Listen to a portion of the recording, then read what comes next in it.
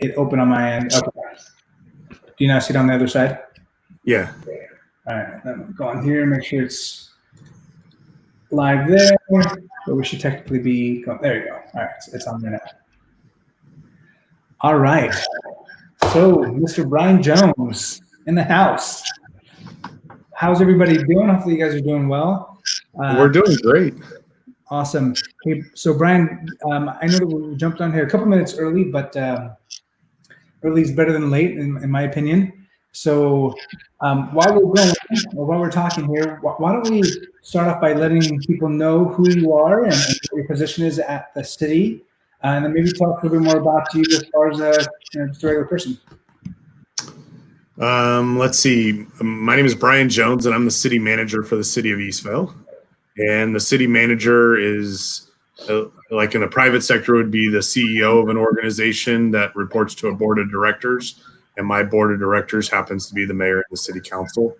And then I run the operations of the city on a daily basis, 24/7, 365. So that's my role, my day job, and my night job. I was gonna say, do you have a night job? Are you like Batman or something? It's a 24/7 job. There calls and emails and texts come in throughout the day, all weekend, everything. So, but I grew up in Stockton, California, in Northern California, or Northern Central Valley, and my parents still live in the same house that I was born in a long time ago. Wow. And so they didn't make any, well, they not on their primary house. No real estate agents made any money off of them. One day. But I have an older sister and a younger sister, and my parents, we all took my parents on a 50th wedding anniversary celebration a few years ago to Alaska. So that was kind of fun for them. Did you go on a cruise, or did you guys? Yeah, we went on the cruise, and it was a lot of fun. And then I went to Lincoln High School in Stockton, the Trojans, and was a 6 varsity sport player there, and sang in the choir, and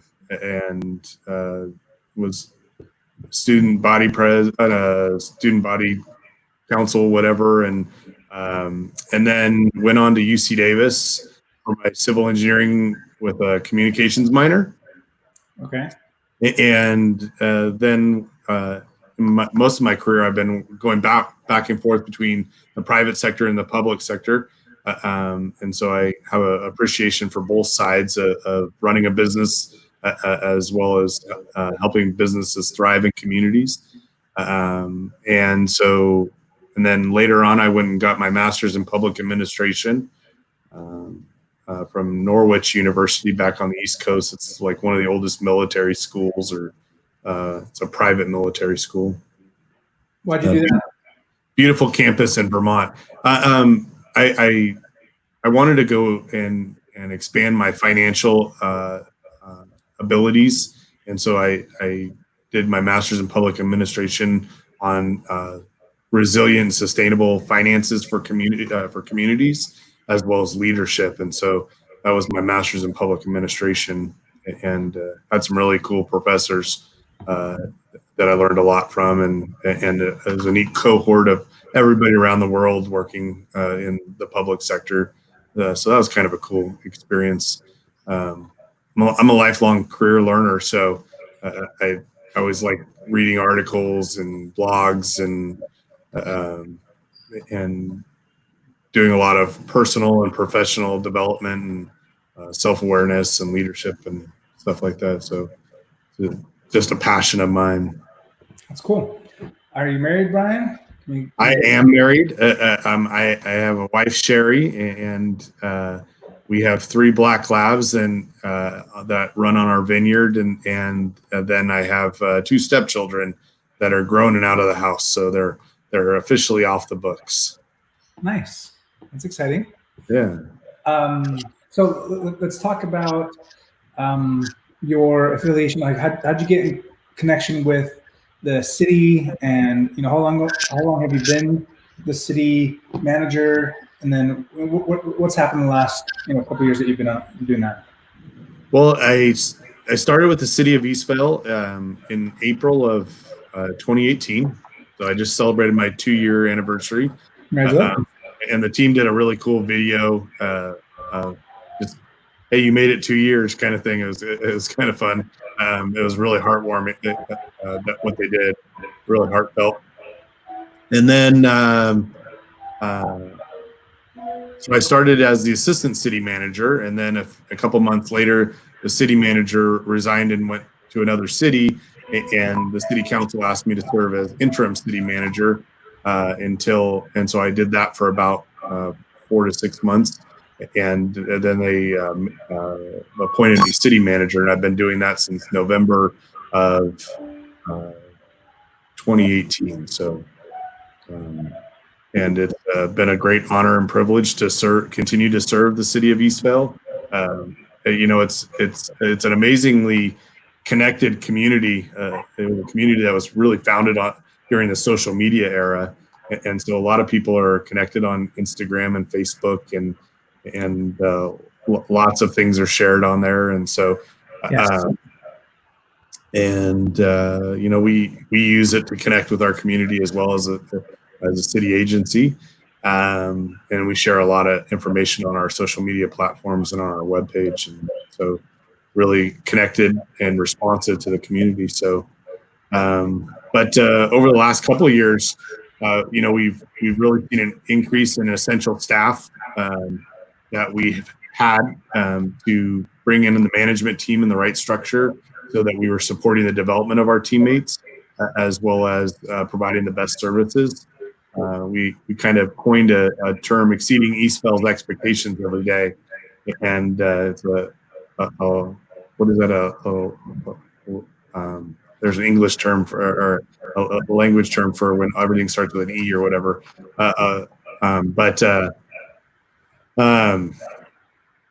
We have. We really focus on how do we exceed our own expectations as well as the community's expectations, and that's a changing dynamic every day. So, and then we also have like kind of a catchphrase where it says, "Some days we win, some days we learn, but we're always giving and trying our best." And so it's really the principle of you can be a victim, a villain, or a victor, and the 3 V's, and we always strive to be the victor, and to be a victor, sometimes you have to win and sometimes you have to learn, but we try not to do the blame game. We try to be more of an aim frame. Where are we trying to go, and how are we trying to do that, and what's the best way to serve all of the residents and businesses in Eastvale. So it's a interesting dynamic. Well, that's hard to do, right? Because if you have, we're up to 65,000 residences now, something like that. Well, our last census put us right around there. I think we're a little higher than that. And if you use Esri, which is a GIS-based company, they're saying that we're upwards of 73,000 people. Wow. And so this is a plug for signing up and doing the census. 2020 is the year of the census. We really need everybody in our community, because what can be counted matters, right? And you can't manage what you can't count. And so I think it's really important, for our schools and for our local agency, and everything else that we do. Funding comes to the city based on our populations, and so we need everybody to fill out that census. Nice little plug there for the census bureau there. Yeah, so there's lots of people, and trying to appease and please everybody there's no way you can make that happen. So you have to try to appeal to as many of the populations as you possibly can, which is I'm sure a never-ending battle. Wouldn't you agree? Yeah, and we do development projects or we do a plan so that development projects can happen. And if people don't participate in the plan, like right now we're launching the Eastvale 2040 plan. So what does Eastvale want to be when we turn 30 years old in 2040? And that's kind of a mind-blowing thing. A lot of cities are hundreds of years old, and we're a city that's turning 10 this year. And so, Right. if you think back to your 10-year-old self and where do you want to be when you're 30, some people know exactly what they want to be, and other people aren't going to figure that out until they're 20 or 30 years old. And so, and some people are still figuring it out, right? And so, I think that's the thing where we're trying to identify how best to serve our residents. And like some people say, well, we want more law enforcement. Well, you got to create a revenue stream to pay for more law enforcement. And so you might have to change certain things how you're doing so that you create more revenue streams. And local agencies are funded through sales tax and property tax and transit occupancy tax and vehicle license fees, and all. There's a number of different components, and so they're all to some degree a fee or a tax to provide those services. And so you can either grow the pie or divide the pie up differently, and that's the important part that you have to consider of developing and designing a city. So how do you see, along with this 2040 plan, what are some of the fun things that people can look forward to that the city sees as either ways of being able to make more money, or just amenities that people can look forward to? Well, right now, one of the things that we share a lot about is people leave Eastvale to go eat other places on the order of $71 million of leakage every year. And when you think about that's a lot of money that's leaving our city to go eat in other cities. And so how do we attract and retain some of those? And so we did a survey back in 2018, early 2019 to ask people really what are the restaurants that are missing it. And steakhouse, seafood, ethnic restaurants. We're one of the most diverse communities in Southern California, and our restaurants didn't really reflect the diversity that occurs in our community. And so we're really excited that the Mongolian Grill just opened up, and So good. a new sushi place, Jono's, came to Eastvale, and we have a couple ramen places coming from Los Angeles and Orange County that they're like the top ramen places in those counties are coming. And their first place in the Inland Empire is going to be in Eastvale. So we're really excited about those coming. We have the little Eastern Cafe up at the station that's bringing Asian fusion. And, so we're starting to see a diversity of restaurants coming into our city, which is awesome.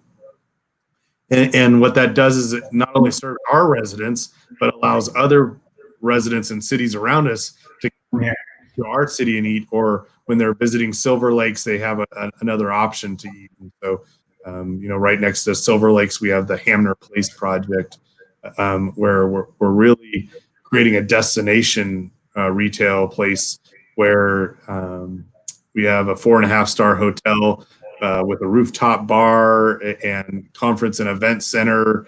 And we're really excited about it. It's a Staybridge Suites, but it'll be like a Staybridge Suites Platinum. It'll be the best Staybridge Suites in Southern California when we're done with it. And we're really excited about that. And we have Tony's Chop House by the Meat Cellar that's looking to come there, and Heroes Restaurant and Brewery, and a few weeks ago, Pepito's Mexican Restaurant from Riverside, which has 2 locations in Riverside, wants to make their 3rd restaurant. And a lot of it's just because we've been creating a lot of buzz about restaurants in our city, and telling people, hey, there's a big demand for it in our city. And if your business model allows you to expand in our city, we'd love to have you in our city. And people are starting to take advantage of that. So, I mean, obviously with this whole COVID thing, restaurants are hurting real bad. Right. And I'm assuming that most people want to go out and patronize those restaurants, right? So how do you, what's been hopefully we'll get to the point where we can go and dine in. Dining out, people just don't like it as much. Obviously, they still do it. Do you think that's going to have an impact on restaurants wanting to still come in within the city? Or do you think this will just be a phase that people go through and move on? Well, eventually the economy is going to come back. And so people are planning for that economy to come back. Yes, cross your fingers. We've created 2 pandemics out of one.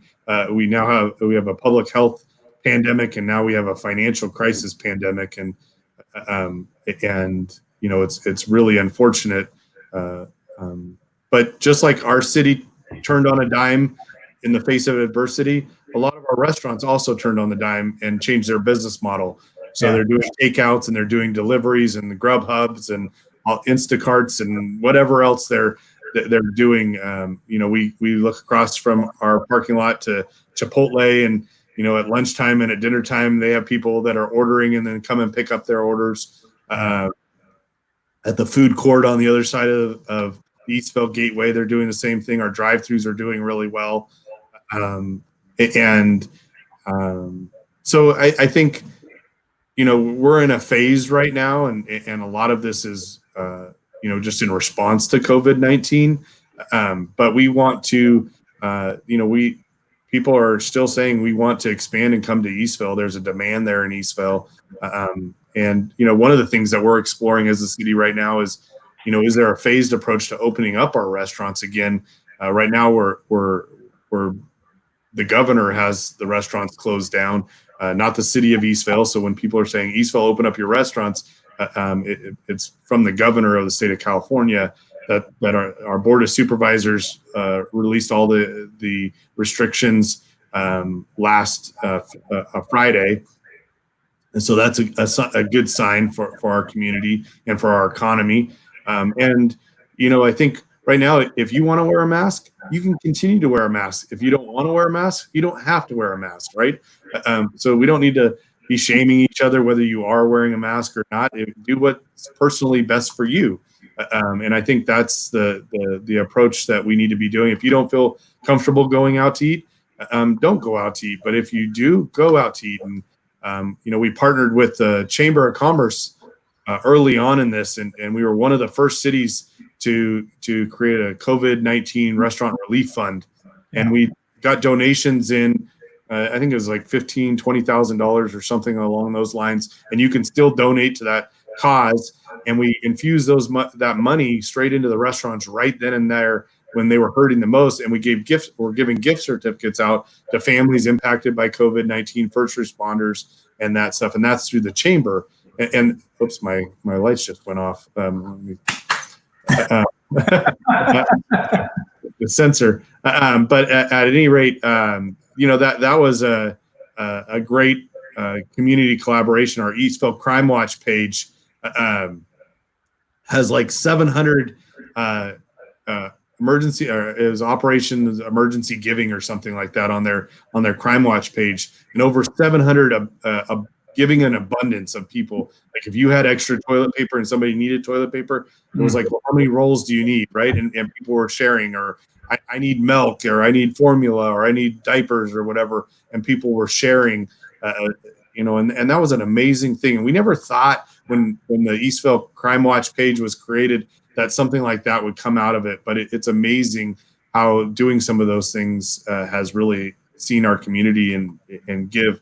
Tomorrow, we're going to be giving away 4,000 masks from 10 to tomorrow, Tuesday. We're going to be giving 4,000 masks away right in front of City Hall from 10 to 2. So the Eastvale Chinese American Association donated all these masks, and their community volunteer arm packaged them up, and these kids drew on these beautiful envelopes. And so we're going to be giving out 10 masks in each one of those envelopes. And so if you want masks or you still need masks, come by City Hall between 10 and 2 tomorrow, and we'll have kind of a makeshift drive-through right in front of City Hall with our canopies out there. That's awesome. Angela here posted a question. She said, what about the land on Hellman and Limonite? She wants to know what's going on there. The Hellman and Limonite? Yeah. Well, the intersection over there was shut down by the city of Chino, and for a long time. And I think they're working on opening that back up, or very soon they are. We do have some land over there that is commercial designated. And so if you have a commercial real estate idea for that corner, it's owned by a gentleman that it helped develop the whole first industrial area with all those industrial buildings around there.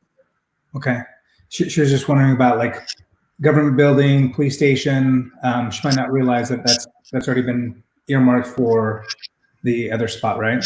Right. So right now, where our city hall is identified is at the Hamner Place in the back of that shopping center, down by Schleisman and Hamner, and we have about 5-7 acres back there to develop, and we can put a city hall in a public library, and we're going to need to go through a design process to design that, and then we're looking at some creative ways to fund it through a public-private partnership. To do that, we're also one of the strategic plans that was identified in January was identifying a police substation in our community so that our deputies from the Riverside Sheriff's Office can come to our city rather than the Harupa Valley Station, and they can show up right when their shift starts and serve our community from the police substation. So we're also exploring the way to fund and design that, and looking at ideas for that. Bryan, I remember a while back that there was that discussion about, either continuing to hire out from Riverside County or bring, police station and, build our own. Was that just was that done away with, where we acknowledge it made more sense to pay for it separately? Well, so we were exploring it because at the time, the prior sheriff was increasing our Rate?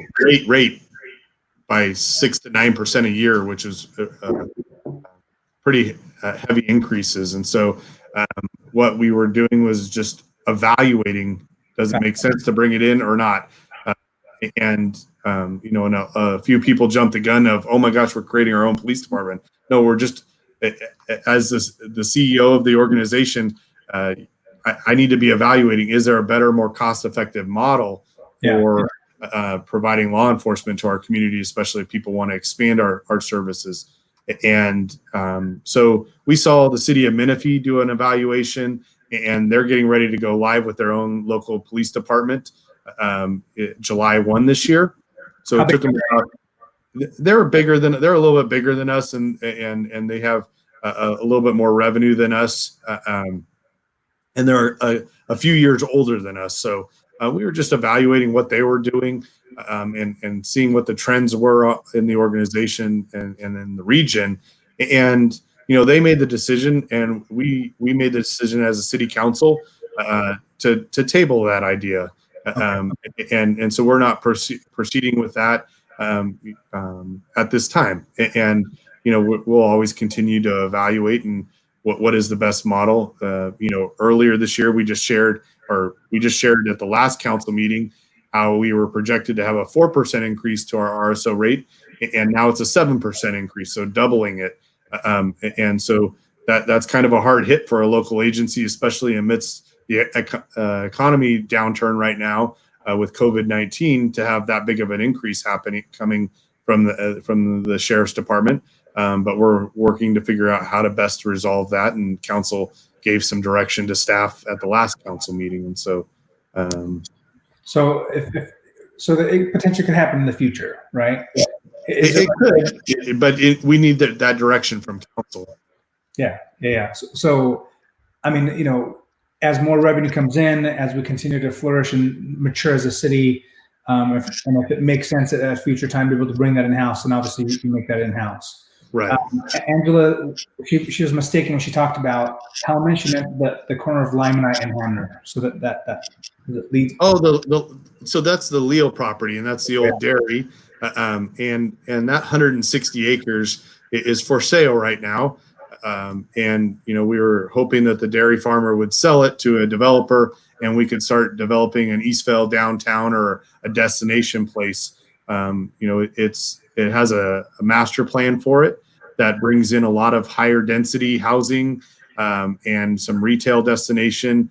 A lot of people were saying, a Victoria Gardens or something like that of Eastvale. But it could, most cities start out as a downtown and then they build their suburbs. Eastvale, we developed backwards, and we developed our suburbs first, but we reserved land to develop our downtown. And so we need to work together as a community to identify what does that exactly look like. And a downtown usually generates a lot more revenue than a suburban home does property tax wise. Yeah. So I heard at one point in time there was just issues with people that own that land, and that's what it was like in litigation or whatever it was. Is that been resolved now? Do you know? Yeah, there's a family trust and it's in, and there's different family members that are involved, and so they needed to all get on the same page, and I think they're there now. And I think they were close to a sale, and then COVID-19 happened, and so we need to see how COVID-19 impacts the property values there, or the investment ability there. Yeah. I, On a big project like 160 acres, that's a lot of money to, if it's $1 million an acre or $1.5 million an acre or whatever, that's right. a lot of money to put up front to buy land. Yeah. Yeah. Kim was thought that the land had already been sold, but you're confirming that it hasn't been sold yet. To my knowledge, the owners of the land have not communicated to me that it's been sold. Okay. So, and or an escrow hasn't closed yet. So right. And when it does, and that could be, years and years out before, assuming that they even take into consideration what the city wants them to do with the land, and then if they have any different motives or ideas, getting that approved from the city, and so it could be a long ways before that thing it actually gets done. well, the cool thing is we already have a master plan for the acreage. So we already have some land uses that are identified for the land. And then we also have it environmentally cleared through CEQA, which is the California Environmental Quality Act. And so we did an EIR for that area. And so we're over some of those hurdles. But if somebody bought the land, you could probably see dirt starting to be turned in about a 12 to 18 month period. Once the sign plans and if you're going to put out that much money, you're going to want to turn dirt pretty quick to start getting a return on your investment. That's true, and obviously, whoever does buy it, if they use that plan that you guys have already put together, then getting things approved by the city is going to be very, very fast and easy, right? Right. Okay, awesome. We're one of the easiest cities to develop in. We really look to be an all hands approach. We're not a very bureaucratic city, and we're a pretty flat organization. And so it's not, and we don't have a siloed approach. We really work to bring the A team to development projects, and it's really neat to see as developers come in and they say, "Hey, we'd like to do this. Okay, let's lay out the plan on what are your roles, what are our roles, and how do we make this happen?" And so that you can be successful and we can be successful as a city, so and as a community.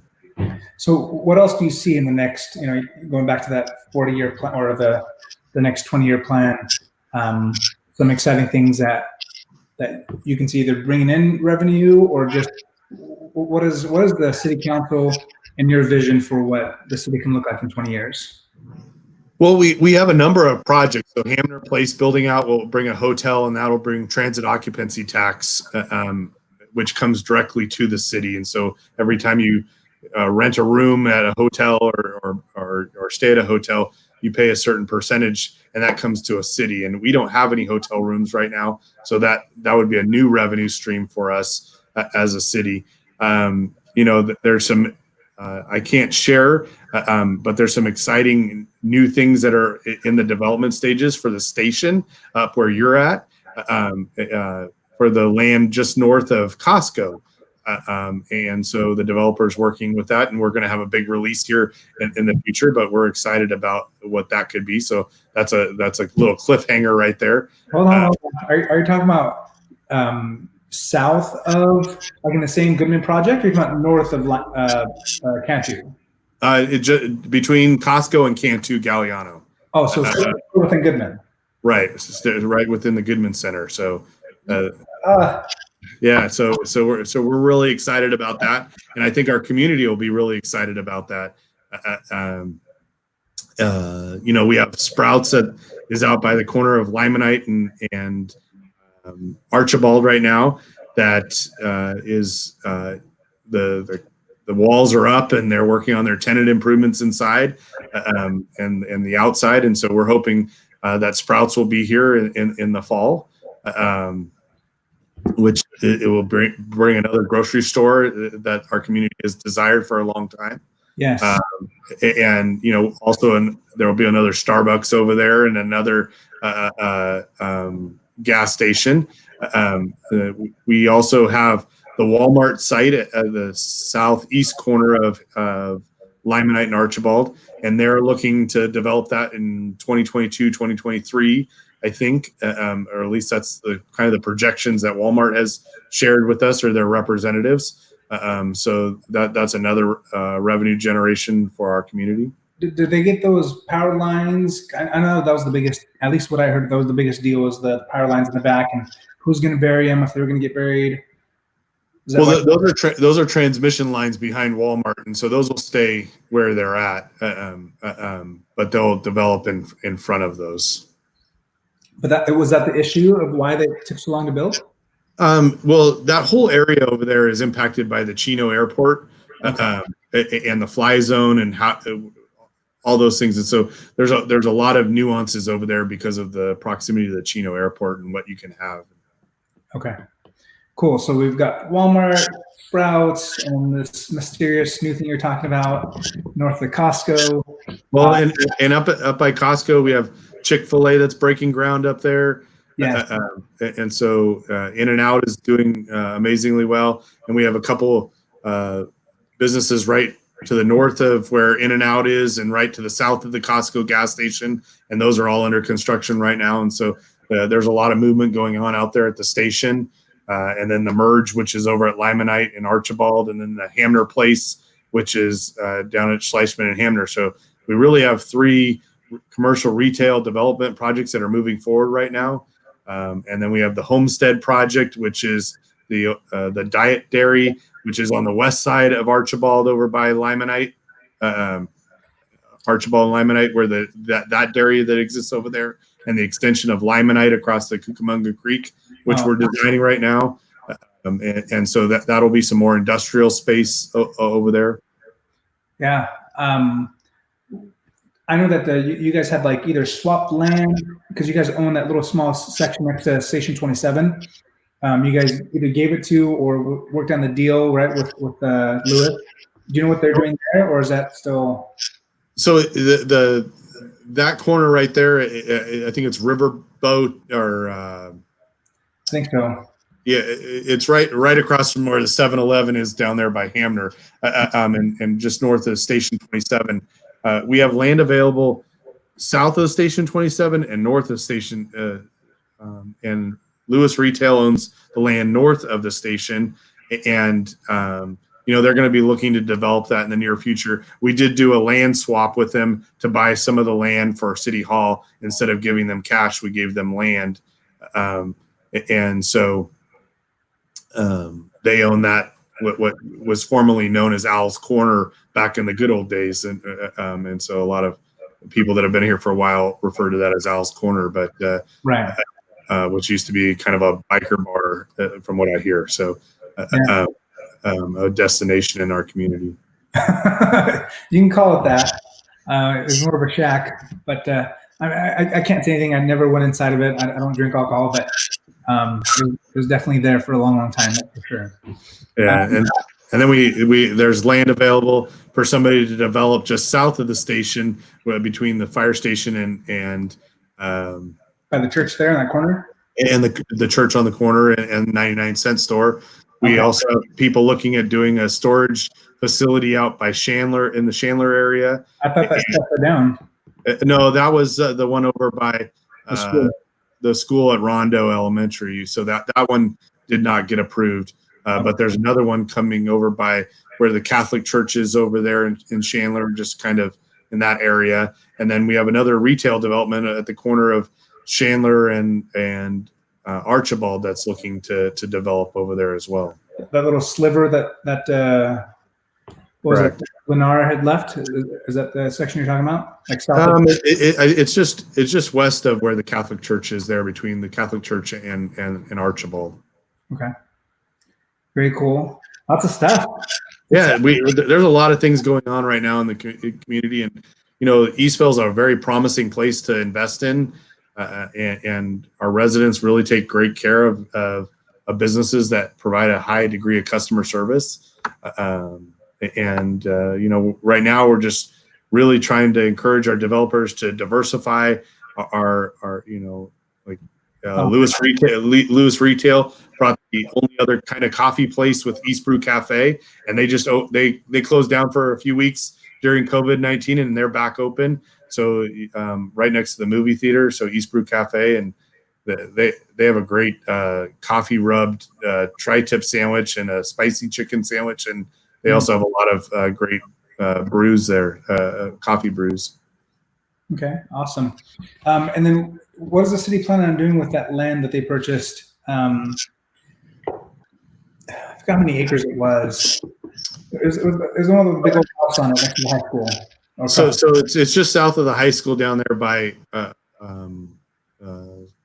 Citrus and Scholar. It's the southwest corner, and it's about 22 acres, of which about 12 is down in the floodplain, and then 10 is above the floodplain. And there's a really cool home on it that Bert Offlish built back in the late 50s, early 60s. And it's surrounded by 1,000 palm trees. It's a palm tree forest. It's really cool. Part of the decision from council is we bought that with our operating budget of a couple years ago, back in January of 2019. It's a sign that the city believes that investing in land in our own community is a value, and it's just diversifying our portfolio as a city. We have our reserves in different stocks and funding mechanisms that are government related, and then we also buy land in our community, and we're not exactly sure what we're going to do with that land, but over time all land goes up in value if you hold it for the right amount of time. So even though in the short term it might drop, it will rebound land values, especially as a city like ours. We're landlocked by the 15, the river, Chino, and Ontario. So we can't annex in more land. What we have is what we have. And so, it could give the city an opportunity to do something creative in the future, especially being adjacent to the Eastvale Community Park down there and the river and right across from the high school. But we're not sure what we're going to do with that, but we got it for a really good value. And it allowed us in the short term to expand staff and put some staff over there when we outgrew our current city hall. It also allowed us to close down a couple of our storage units that we had in another city because we don't have any storage units in our city, and we are using the basement for storage. So an expense that we used to have is now being stored in the basement. So the creepiest part of that, it's not creepy necessarily, but the coolest part of that house is that they have a shotgun inside shooting range. I don't know if you've seen it or not, but it's pretty dang cool. Yeah, there's a gun range down in the basement, and I don't know if it's a 50 or 75-yard gun range, but it's Bert used to go down there after dinner and do target practice down there, and he had a pretty expansive gun collection and a pretty expansive taxidermy collection from safaris all over the world. So yeah, it's definitely cool. I'm glad that there should be a lake or a little reservoir or whatever pond that's gone, which I'm sure helps a lot with the mosquitoes there. So I think that's the pond was filled in, but there's a little history on that project. Back in 1982, one of the Santa Ana River floods wiped away the old racetrack and the horse barns.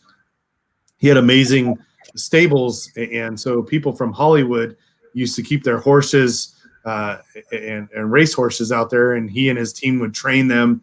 And they used to go hunting for pigs and deer and fowl in the Santa Ana River way back in the day.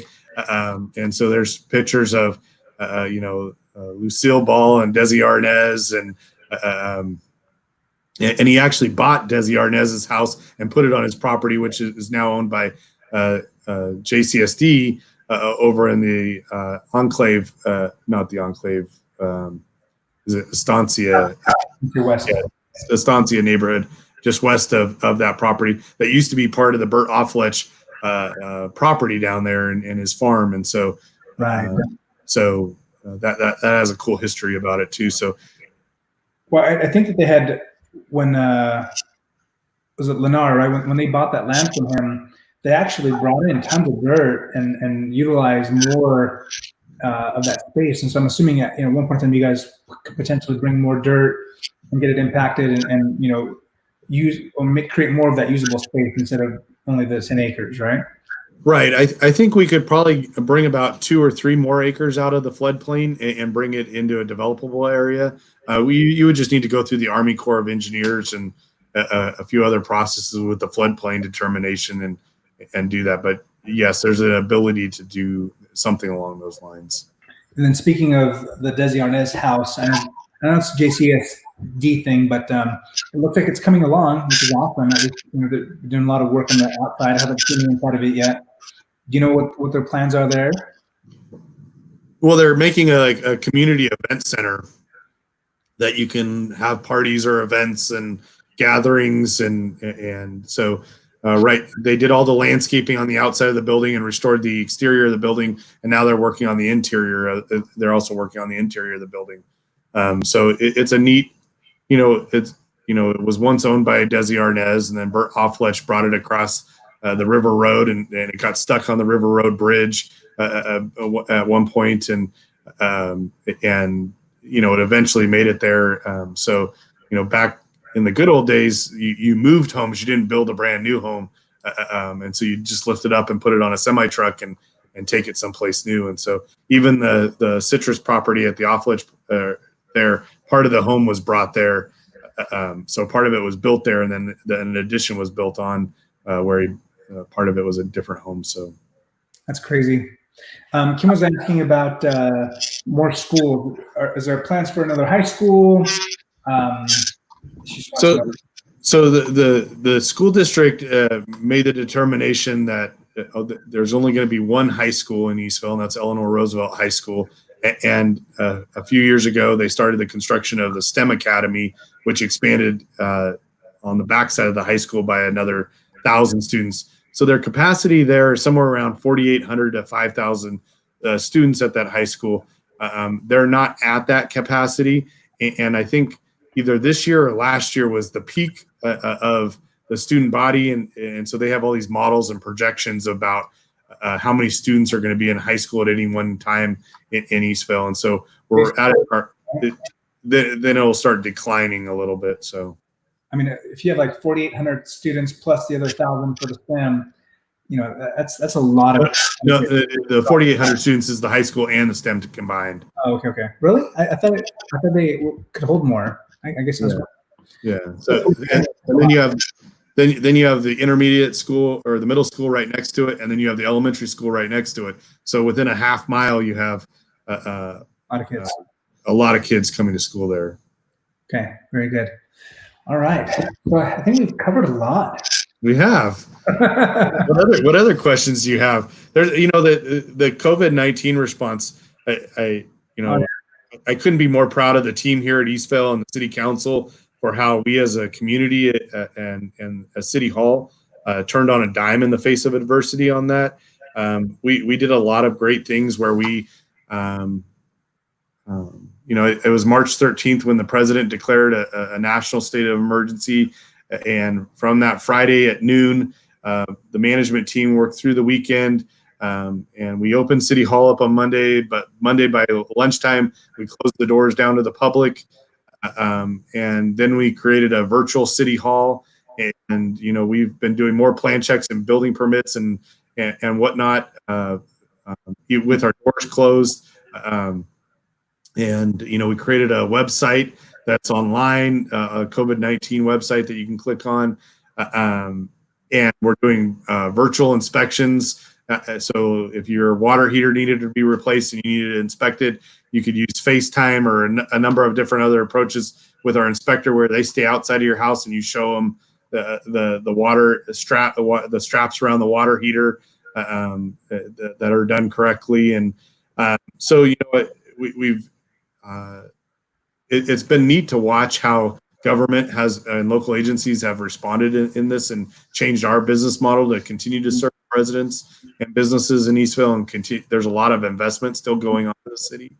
We're seeing a lot of people installing solar panels, patios, decks. They have a lot of time on their hands right now, and pools. There's a lot of inspections going on in our community right now, and so there's a lot of hustling going on. Then a lot of our staff, we started teleworking. We did that for three reasons: for our staff's health, for their financial well-being, as well as to continue to serve the residents and the businesses. And so we wanted to make sure that we didn't wipe out our whole staff, because we didn't know how bad COVID-19 was going to be or how many people were going to be infected. So by allowing them to work from home, preserve their health. To my knowledge, we haven't had any cases at the city of Eastvale. We haven't had any cases with our law enforcement agency or our fire in our community. And they've been doing a lot of personal protective equipment things to take care of themselves out in the community. We've had a lot of great donations from the community for masks for our first responders to make sure that they're always covered. So it's just been a great way. I think a lot of people see on the news, and drama sells on the news. But in our community, I've been fortunate to be in a position where I get to see the amount of giving and abundance and caring that goes on in our community. And it just blows my mind I could go on for hours about all the great things that have been happening in our community from the generosity of those within our community. And it's really touching. And, as 2 years ago when I came to the community, it was amazing because people would just come up to me and say, well, I want to tell you about my story in Eastvale, or how I came to Eastvale, and everybody had a different story of where they came from and how they chose Eastvale, or why they chose Eastvale, and I love when people share their stories about what makes Eastvale special to them, and what they have hopes and dreams for Eastvale, and we hear not another pizza place, we already have enough Starbucks, right? And I'll debunk that myth. Starbucks pays more in rent, and that's why they can keep some of their competition out of the community. But we are looking for opportunities to bring in some competition to Starbucks, and as long as everybody continues to patronize Starbucks, there's a pent-up demand, or they're experiencing a demand, and so they want to bring another one. So we do have some in the planning works and the design.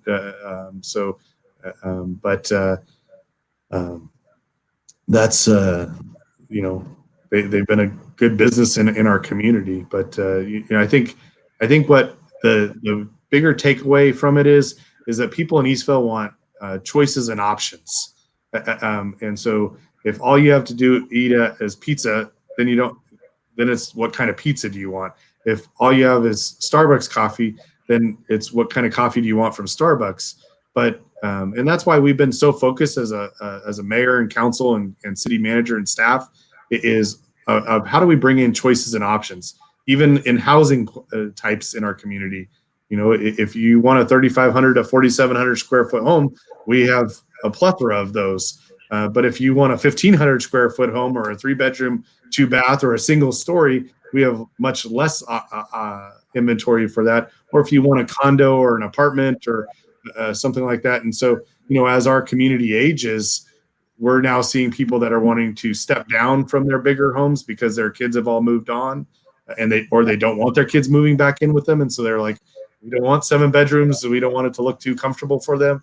And I think the Leo property is going to do a lot of that. But we also have some luxury apartments that are looking to come to Eastvale. So, I don't know if this is a sensitive topic, but what about the Swan Lake? Do you guys see that being there long term? Do you think that eventually the attorneys that own that will sell and they'll change? What are your thoughts on that? Well, it's a property that's paid off for, and the owners are three attorneys, and mobile home parks, because of some state requirements, are very hard to change the land. So you can't just demolish a mobile home park. So there's some requirements on what to do with those and how to do those. And right now, the owners of that property don't want to do anything with it. And so, we want them to maintain it to the highest degree so that it fits into our community. And, uh, it, it is different than the rest of our community. But, back in the 60s, it was almost kind of a resort retreat that people from Los Angeles used to come out into this area and stay at their mobile home vacation park, right? And it's morphed over time. But we are in constant communication with them on how to make that the best project that it can be, and should there be a time, we're all ears on how they would want to do that. I know at one point in time it was, I think, a 55 and older community as well. And, I forget when the change was, but they changed it to where anyone could live there now. Right. So anyway, I wanted to make sure we get to all the questions here. Again, Kim was just asking, so are there not going to be any more elementary schools built then? So we have a brand new elementary school called Rondo Elementary that will be over at Hellman and Walters, right, on the most southwestern part of our city. And that will be opening up in August of this year. So we're excited about that. And what that school is going to do is it's going to take some of the burden off of the other elementary schools in that area, and some of the boundaries are going to shift. And it's also a Mandarin language immersion school. So that's a component or opportunity for our community. And so, some of the schools will have less students because they're going to be going to Rondo Elementary. So that's an exciting opportunity. So that is the other new school. So there'll be more, right? That'll be the last elementary school. Right now, that's the last elementary school for this community. And if you really think about our community, it really over the last 10 or 20 years, a lot of young families moved here. And so we have a lot of kids right now in our community. But it goes through spikes and flows, where neighborhoods will evolve, and the neighbors will become older, and then they'll downsize, and new families will come in, and so it'll change over time. But we had kind of had a lot of water fill up the bathtub in our community really fast, and it was very while it was a very diverse community, it was a very homogenous age group of young families, and so and that's not normal with a city. So you don't want to overbuild schools and then have to shut them down, and so that's why some of the school districts have gotten pretty creative with year-round schools or different shifts of schools. Yeah, and then Angela was just saying that our city, there's a lot of first responders, nurses, physicians, doctors that live here, and obviously a debt of gratitude to all of them for all their hard work in the last 3 months or 2 months, however long it's been. So. Yeah, we're really blessed. We have a lot of law enforcement, a lot of firefighters, a lot of doctors and nurses, a lot of first responders, a lot of teachers in our community. A lot of public servants that live in our community and make up our community. And I think that a large part is a reflection of the values that our community has, and we're a very safe community. And we're a very caring community and a very giving community, and so I think there's a lot of components right there that sum that up.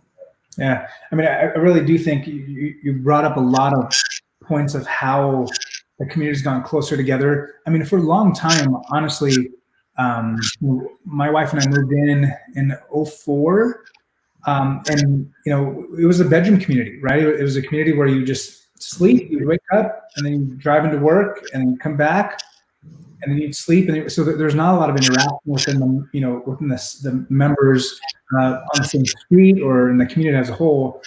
And I think that has changed over the last 15 years, where things are now more people are talking to the neighbor.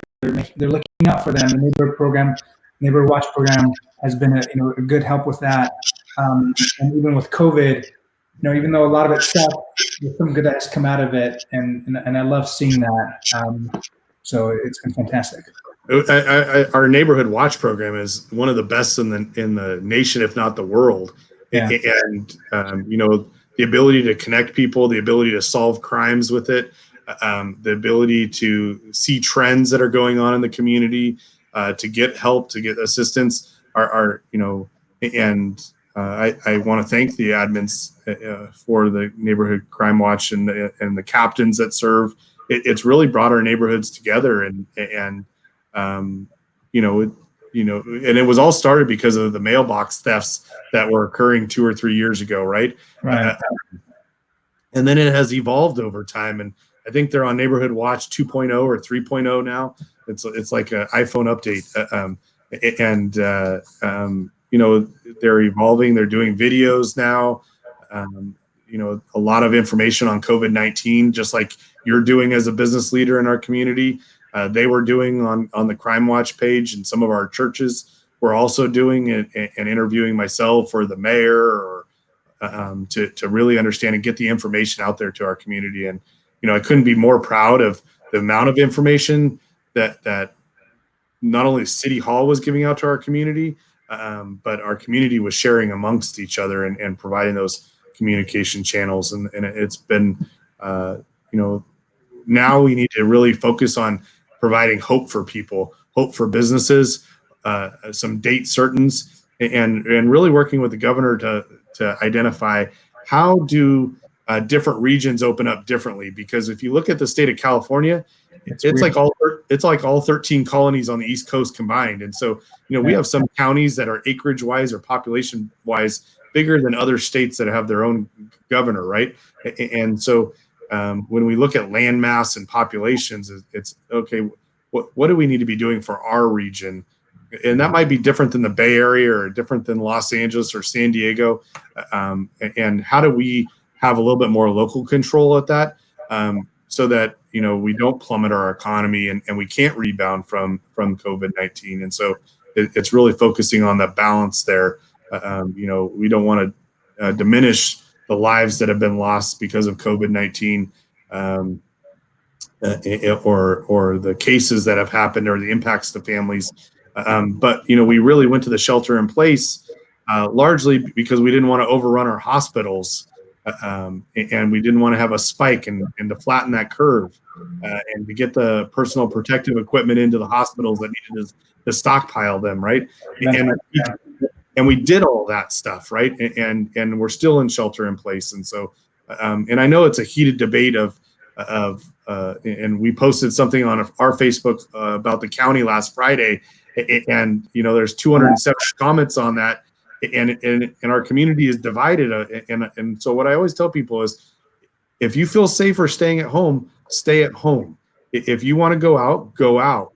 If you want to wear masks, wear masks. If you don't want to wear masks, don't wear masks. There was a time when cloth masks were said to not be effective, and then all of a sudden we were wearing cloth masks, right?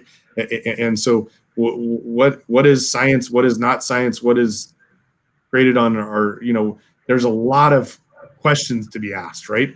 And I think the other thing is people are saying, well, we want public safety, and well, we got to pay for public safety, so we need our businesses open so that we can pay for the emergency responders in our community, and to provide the schools for your children.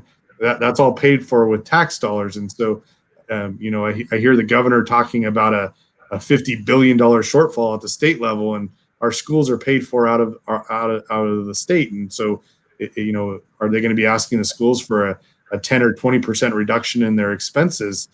That's really going to have an impact on our schools. And what about our larger agencies? And we're doing a lot of things as a city council and staff here at Eastvale to reduce our costs. because just between March and June, we're showing like a $1.6 million deficit.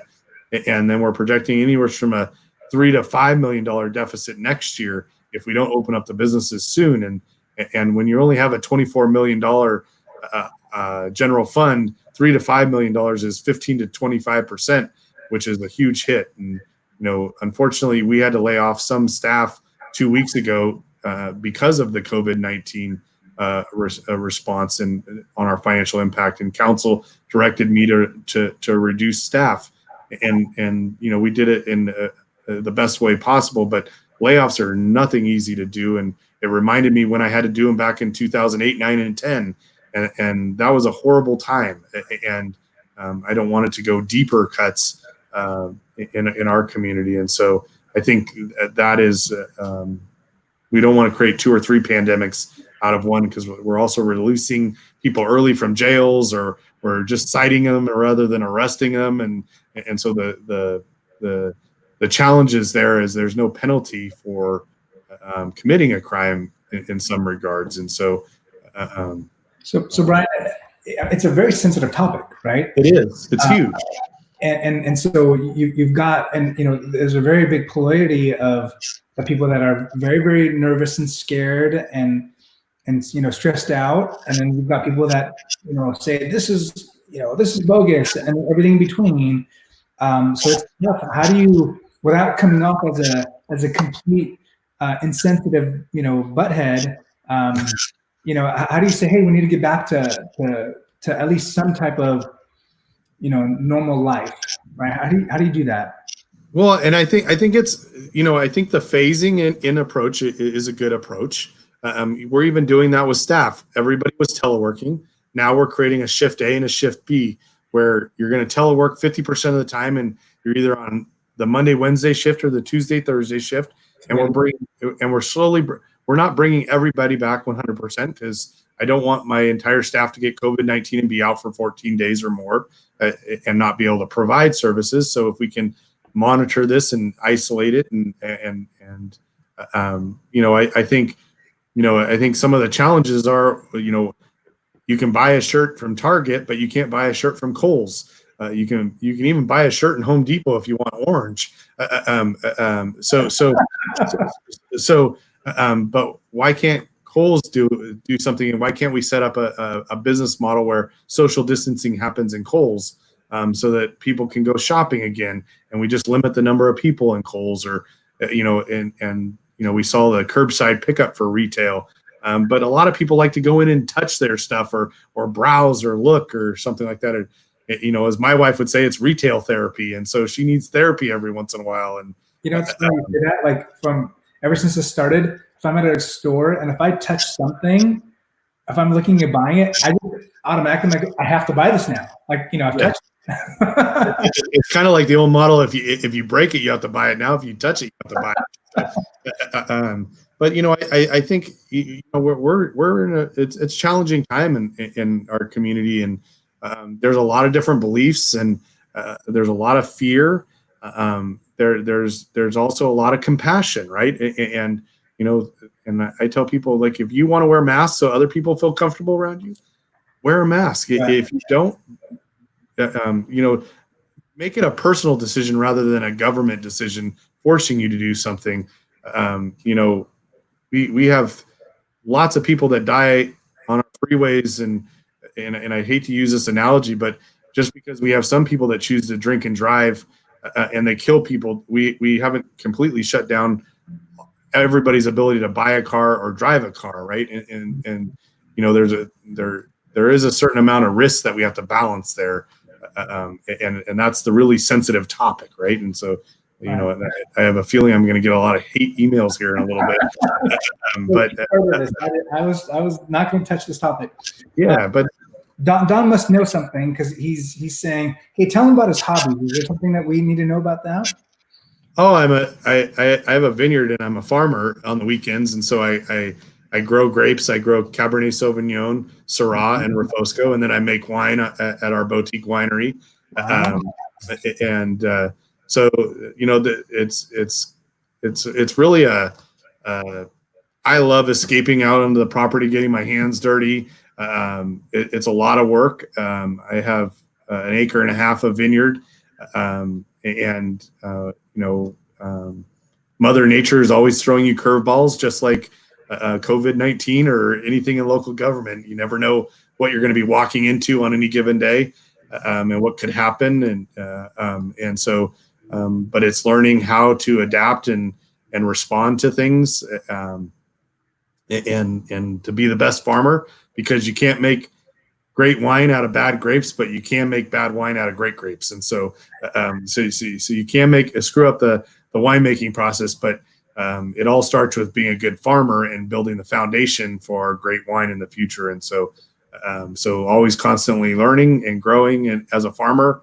But my grandparents on both sides were farmers back in Nebraska, corn and soybean farmers. And I feel like it's kind of in my soul to be a farmer, and so I really like getting out there and farming. Yeah, it's awesome. You have to bring some of your wine and let people in the community try it. Yeah, that's awesome. Yeah. All right, I think we covered most questions, and I don't want to rob you much of your time. I appreciate you. We've been on this for about an hour now, so. You guys, if you have any other questions, please post them below. I do want to just acknowledge for some people, as far as an essential business is concerned, people think that real estate has stopped as well, and people have not stopped buying or selling property. So, I think that people need a place to live and obviously shelter. So, I just wanted to throw that out there because I think that false fallacy people have this opinion on. Yeah, and your profession has done virtual home tours and done reduce the amount of people at open houses and make appointments and whatnot, and put booties on or whatever else you guys are doing to really help sanitize the properties. But just like our construction and development in the community hasn't stopped, and construction workers are working, our real estate agents are hard at work. And so if you want to sell your house or buy a house, call up your local, there to help you out. So, and a lot of this is coming down from the governor, not determining what essential business is, not what local agency. So a lot of people are asking our council open things back up, and we're trying to do that in a collaborative, coordinated approach with the county and with the state, so that we have to be respectful of our role as a local city that was incorporated through the general law of the state of California. So yeah, that's exciting. This is our 10th year as a city, which is pretty awesome, and it would be exciting to see what the next 5, 10 years looks like as we continue to mature. So that's exciting stuff. Just think how much we've evolved over the last 5 or 10 years, and if we can continue with that same evolution rate of change, all these things that people want could be happening in our community, and that's really why we want people to. We have this Engage Eastvale platform out there, and we want you to go on and sign up to be part of the conversation, so that we can engage the community through the Eastvale 2040 plan. How do they do that? They just go onto our city website, and there's an Engage Eastvale component right there. We also posted about it on our Facebook and Instagram, so you can do that as well. Hundreds of people have already done it, so we know we've reached some people, but we want to grow the amount of people that are engaged in the conversation, because we're here to serve our community, and we need our community to be part of the solution. And so we're all stakeholders in building the best Eastvale possible and elevating Eastvale and really putting it on the map, so that people want to bring their businesses to Eastvale. We create jobs in Eastvale, and people want to visit Eastvale as well as live and work here. So I'm on the page now. Where's the Engage place? Where do we go? You know what? I'll have our social media and communications team put it up on our Facebook again, and send you a link. We'll put a link on the bottom of the comments here as well. Okay. Yeah, because I don't see it right off the top here. We'll put it up there. Okay.